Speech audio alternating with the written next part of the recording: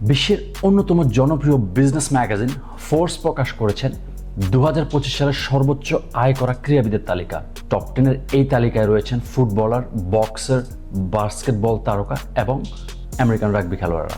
আর শীর্ষে কে আছেন 40 বছর বয়সী ক্রিস্টিয়ানো রোনালদো।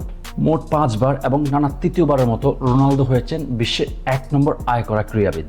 ট্যাক্স আর এজেন্ট ফি বাদে ক্রিস্টিয়ানো রোনালদো গত 12 মাসে আয় করেন $275 মিলিয়ন বেশি। এই আয়টি উঠে এসেছে তার মাঠের পারিশ্রমিকের পাশাপাশি অফ ফিল্ড বিজনেস এবং স্পন্সরশিপ ডিল থেকে। দ্বিতীয় স্থানে রয়েছেন বাস্কেটবল তারকা স্টেফেন কারি, তার আয় $156 মিলিয়ন বেশি। আর রোনালদোর একসময়ের চিরপ্রতিদ্বন্দ্বী লিওনেল মেসি রয়েছেন 5ম স্থানে, তার আয় $135 মিলিয়ন। এই টপ 10 তালিকায় 3 জন ফুটবলার রয়েছেন। রোনালদো, মেসির পাশাপাশি কারিম বেনজেমাও রয়েছেন এই লিস্টে। 8 নম্বরে থাকা করিম বেনজেমা আয় করেন $104 মিলিয়ন। ক্যারিয়ারের শেষ প্রান্তে চলে আসলেও রোনালদো এবং মেসি এখনও বিশ্ব শাসন করছেন। এতে প্রমাণ করে পরিশ্রম এবং আত্মবিশ্বাস থাকলে সবকিছু করা সম্ভব।